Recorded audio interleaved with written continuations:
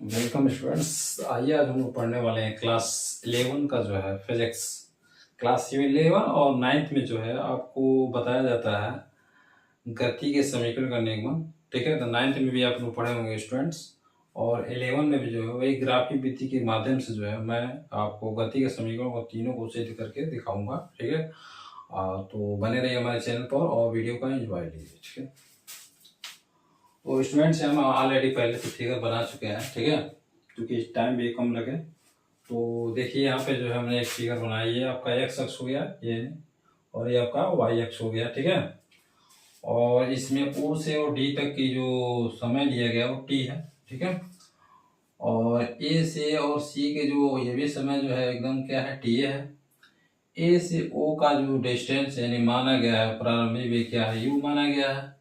D से भी वही हो जाएगा, जैसे ये एक आयत बन गया, आयत के आमने सामने की भुजा क्या होती है, बराबर होती है। अगर ये जितना है उतना ये हो रहेगा, ये जितना है उतना ये रहेगा।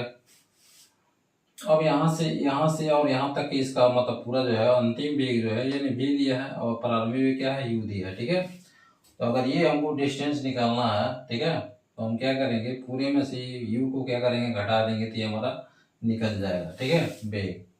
तो हमारे पास पूरे में से जब u घटाएंगे तो v माइनस यू बराबर क्या होता है, at होता है गति के प्रथम समीकरण से। जैसे आप देख सकते हैं कि मान लीजिए v बराबर होता है u प्लस at होता है। ठीक है, तो v यहीं पे है, ये प्लस इधर आएगा तो माइनस हो जाएगा, बराबर हो जाएगा at हो जाएगा। तो हम लोग लिख सकते हैं t बराबर क्या लिख सकते हैं, t बराबर लिख सकते हैं हम लोग, या देख नहीं मतलब हमको दिया है क्या, v माइनस यू, तो v माइनस यू बराबर क्या, at, वही लिखा गया v माइनस यू बराबर at। ठीक है, लगभग आपको समझ में आया होगा। और देखिए यहाँ पे जो है माना किसी वस्तु का प्रारंभिक वेग क्या है, u, तथा त्वरण a से चलना शुरू करती है। t समय पश्चात वस्तु का वेग भी हो जाता है। तो गति का प्रथम समीकरण लगाएंगे क्या, माना वस्तु का समय t बराबर क्या है, 0। t बराबर मतलब कोई समय जो है अभी नहीं घटा है नहीं बढ़ा है, t क्या है, 0 है। पर वस्तु का प्रारंभिक क्या है, तो u है, विरामावस्था में। जो चित्र में सी डी बराबर ए ओ बराबर यू दिया है, यानी सी डी हमारा कहाँ है, तो सी और ए डी है, और ए ओ और ये है, इसकी जो वेग क्या दिया, तो यू दिया है। टी समय पश्चात मतलब कुछ क्षण के बाद वस्तु का वेग क्या होता है, भी हो जाता है। तो वेग समय ग्राफ की ढाल से, ढाल के मतलब ये वाला है ए बी। ठीक है, ढाल से वस्तु का त्वरण ए बराबर सरल रेखा ए बी की ढाल, मतलब सरल जो सिंपल जो रेखा दिया है उस पर ए बी की ढाल क्या हो जाएगा, ए बी की ढाल जो है हमारा यहाँ पे लिखेंगे हम लोग, ए बराबर क्या हो जाएगा। ठीक है, तो हम लोग ढाल यानी टेन थीटा, टेन थीटा बराबर क्या होता है, तो लंब बटा होता है आधार। तो इस त्रिभुज में अगर देखा जाए तो लंब ये हमारा दिया है, आधार ये दिया है। ठीक है, तो लंब बटा आधार यानी बी सी बटा क्या हो जाएगा, ए सी हो जाएगा। तो हम यहाँ पे लिखेंगे क्या, बी सी बटा ए सी। ठीक है, तो हम देख सकते हैं कि यहाँ पर बी सी का मान क्या दिया, तो बी सी का मान दिया ए टी दिया हुआ है। ठीक है, क्योंकि पहले क्या दिया है, तो v माइनस यू दिया है, और ए सी का मान क्या दिया है, ए सी का मान जो है t दिया है, यहाँ पर t कर लेंगे, और फिर v माइनस यू बराबर क्या आता है, ए टी हो जाएगा, और अपान में क्या हो जाएगा, t हो जाएगा। ठीक है, तो हमको चूंकि क्या ज्ञात करना है, हमको तो ज्ञात करना है मतलब v बराबर यू प्लस सी टी निकालना है। तो हम ये ना लिखेंगे, ये ना लिख कर केवल हम इतना लिखते हैं। ठीक है, तो हम यहाँ पे लिखेंगे a बराबर क्या, v minus you upon T लिखेंगे। ठीक है, तो t का इसमें गुणा करेंगे तो हमारे पास हो जाएगा at हो जाएगा, क्या हो जाएगा, at हो जाएगा, और यहाँ पर हो जाएगा v बराबर में v माइनस यू हो जाएगा। ठीक है, तो हमको सिद्ध करना है गति का प्रथम समीकरण, तो यहाँ पे लिख सकते हैं हम लोग क्या, at हो जाएगा, ये माइनस इधर आएगा तो प्लस हो जाएगा, और बराबर में हो जाएगा v। ठीक है, तो हम लोग क्या लिख सकते हैं, यहाँ पे v बराबर लिख सकते हैं u प्लस क्या, at लिख सकते हैं। तो ये गति का प्रथम समीकरण आपका आ गया है। ठीक है ना, कोई दिक्कत, तो देखिए सिंपल से जो है आपको बताया गया, लगभग आपको समझ में आया होगा स्टूडेंट्स। तो आइए इसका नेक्स्ट देखते हैं।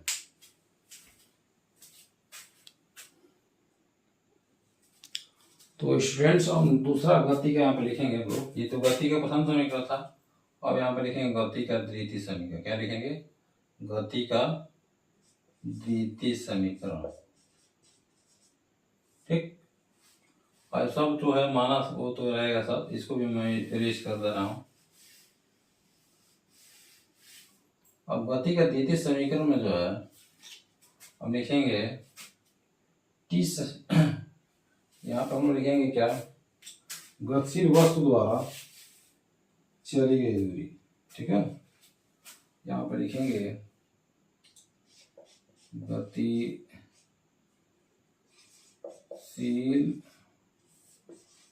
वस्तु द्वारा चली गई दूरी, चली गई दूरी यस द्वारा, यस बराबर क्या हो जाएगा, यहाँ पर लिखेंगे समलंब चतुर्भुज। समलंब चतुर्भुज में क्या है, कहीं से उठा लीजिए कोने से, तो बी डी ओ ए का क्षेत्रफल, बी डी ओ ए का क्षेत्रफल, तो यस बराबर हो जाएगा हमारे पास त्रिभुज हो जाएगा बी ए सी का क्षेत्रफल प्लस ये आयताकार जो भाग है इसका क्षेत्रफल, यानी आयताकार भाग क्या है हमारे पास, ए सी डी ओ का क्षेत्रफल। देख सकते हैं स्टूडेंट्स, यहाँ पे जो है हमारा गतिशील वस्तु द्वारा चली गई दूरी एस बराबर, दूरी एस डिनोट किया जाता है, एस बराबर चूंकि डिस्टेंस होता है दूरी, तो एस बराबर होता है एस बराबर क्या लिखेंगे, समलंब चतुर्भुज बी डी ओ ए का क्षेत्रफल। यानी यहाँ पर देख सकते हैं ये समलंब चतुर्भुज है, पूरा यहाँ से लेकर ये वाला भाग और ये वाला दोनों पार्ट जो मिलाकर समलंब क्या है, चतुर्भुज है। तो इसमें बी डी ओ ए का क्षेत्रफल है, तो इसमें एक त्रिभुज हो गया, एक आयत हो गया। तो त्रिभुज का क्षेत्रफल आप जानते हैं 1/2 आधार गुणा ऊंचाई होता है, और आयत का क्षेत्रफल आप जानते हैं लंबाई गुणा क्या होता है, चौड़ाई होता है। तो वही यहाँ पे लिखा जाएगा त्रिभुज बी एस सी का क्षेत्रफल क्या हो जाएगा 1/2, और उसमें जो है आधार गुणा ऊंचाई, तो आधार क्या दिया, तो ए सी दिया, तो यहाँ पर लिखेंगे ए सी गुणा ऊंचाई क्या दिया है, ऊंचाई दिया है बी सी दिया है, ठीक है। चलिए अब आयत का क्षेत्रफल क्या होता है, तो आयत का क्षेत्रफल लंबाई गुणे चौड़ाई, तो लंबाई क्या है, तो ओडी है, तो ओडी हो जाएगा गुणे उसके बाद क्या हो जाएगा, ओ ए हो जाएगा, यानी लंबाई गुणे चौड़ाई हो गया ना। अब चलिए इसमें मान पुट किया जाएगा 1/2, ए सी का मान क्या दिया था, ए सी का मान टी है, तो टी करेंगे। चलिए बी सी का मान क्या दिया है, बी और सी, बी सी का मान क्या है, तो v माइनस यू बराबर ए टी है, तो लिखेंगे यहाँ पे क्या, बी सी की जगह पे ए टी लिखेंगे, ठीक है, और प्लस यहाँ पर लगा लेंगे। ओडी का मान क्या दिया, ओ और डी, ओडी का मान क्या दिया, तो टी दिया, तो टी लिखेंगे यहाँ पे। ओ ए का मान क्या है, तो ओ ए का मान क्या है, यू है, तो यू हो जाएगा। यहाँ तक लोग आपको समझ में आया होगा। अब यहाँ पे लिखेंगे हम लोग 1/2, क्योंकि टी के टी में गुणा करेंगे तो क्या हो जाएगा, ए टी स्क्वायर हो जाएगा, अब प्लस यू का टी में तो यू टी हो जाएगा। तो हमारे पास यस बराबर क्या, यस बराबर क्या सूत्र होता है, U T plus half A T square, तो इसको यहाँ में लिख सकते हैं हम लोग क्या, यस बराबर U T plus half A T square, ठीक है। यही हमारा गति का द्वितीय समीकरण होता है, ठीक है। यह आपको सिद्ध हो चुका है, तो इसको इस वीडियो को जो है पुश करके इसका स्क्रीनशॉट एक बार ले ले, ठीक है।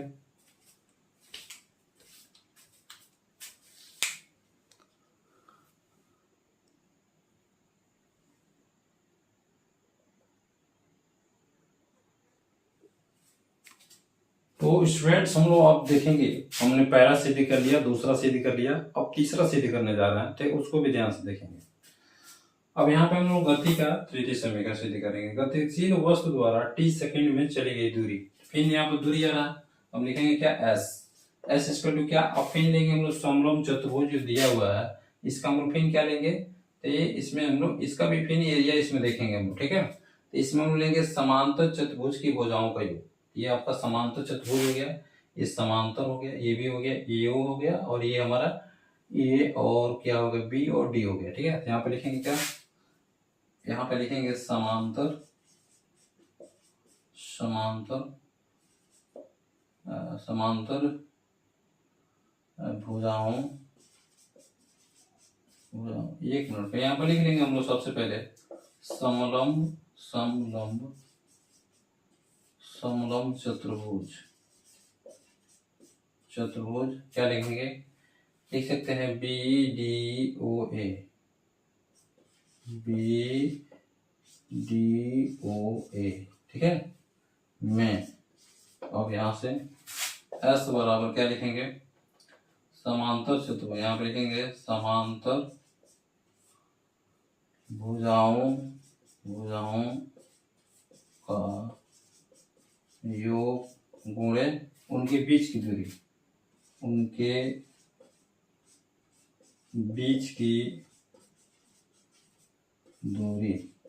ठीक है। यहाँ पे S बराबर क्या हो जाएगा, समांतर भुजा हमारा क्या दिया है, तो समांतर भुजाओं का योग हमारा ये हो जाएगा समांतर, देख सकते हैं ये एक समांतर हो जाएगा, ठीक है। क्योंकि समांतर रेखाएं वे रेखाएं होती हैं कि जो उनके बीच की दूरी तो बराबर होता है, लेकिन इनको बढ़ाया जाएगा आगे पीछे कहीं भी तो ये एक दूसरे को प्रच्छेदित नहीं करती हैं, ठीक है। तो हमारा इसमें जो समांतर भुजा हो जाएगा यानी O और A हो जाएगा, तो यहाँ पर लिखेंगे क्या, O A हो जाएगा, प्लस हमारे पास ये हो जाएगा D और B हो जाएगा, ठीक है। यहाँ पे क्या लिखेंगे, BD लिख देते हैं, और गुणे उनके बीच की दूरी क्या है, इन दोनों भुजाओं के बीच की दूरी क्या है, तो T है, यहाँ पर लिखेंगे T लिख देंगे। चाहे AC भी हो लिखेंगे तो AC का मान क्या दिया, T दिया था, T लिख देंगे। चलिए, तो S बराबर क्या, OA का मान क्या है, तो ये हमारा U है, BD का मान क्या है, तो V है। चलिए, गौती के प्रथम समीकरण में हमने देखा कि V बराबर होता है U प्लस AT होता है, ठीक है। तो V ये प्लस है तो इधर आएगा तो माइनस हो जाएगा, बराबर क्या हो जाएगा, AT हो जाएगा। तो T बराबर हमको लेना होता है V माइनस U अपन क्या हो जाएगा, A हो जाएगा। तो इस तरह से जो है हम यहाँ पे लिख सकते हैं क्या, V minus U upon A, यानी T की जगह पे क्या लिख सकते हैं क्या, V माइनस U अपन क्या लिख सकते हैं, तो A लिख सकते हैं, ठीक है। अब यहाँ पे जो है, तो यहाँ पे 1/2 देखिए बोल गया 1/2 रहेगा, ठीक है। अब यहाँ पे हम लोग लिखेंगे S बराबर क्या, ये देख सकते हैं एक में प्लस है, एक में प्लस है, एक में माइनस है, तो ए स्क्वायर माइनस बी स्क्वायर का सूत्र है, यहाँ पे लिखेंगे क्या, V square minus U square upon क्या हो जाएगा, ये 2A हो जाएगा, ठीक है। तो इसका इसमें गुणा करेंगे तो हमारे पास क्या आ जाएगा, 2AS हो जाएगा, बराबर क्या हो जाएगा, V square minus U square, ठीक है। इतना हो गया होगा, अब थोड़ा सा मैं इरेज कर देता हूँ, ठीक है। तो यहाँ पर हम लोग लिखेंगे क्या, ये वाला 2AS बराबर क्या, V square minus U square, तो 2AS ये माइनस इधर आएगा प्लस हो जाएगा, U स्क्वायर बराबर क्या हो जाएगा, V स्क्वायर, ठीक है। तो हमारे पास देख सकते हैं यहाँ पे जो है, या में लिख सकते हैं V स्क्वायर बराबर क्या है, U स्क्वायर प्लस 2AS, ये हमारे क्या हो जाएगा, गति का तृतीय समीकरण हो जाएगा। तो इस तरह से ये भी हमारे क्या हो गया, सिद्ध हो गया। इसको भी स्टूडेंट्स आप लोग नोट कर सकते हैं। ओके, थैंक्स, जय हिंद, जय भारत।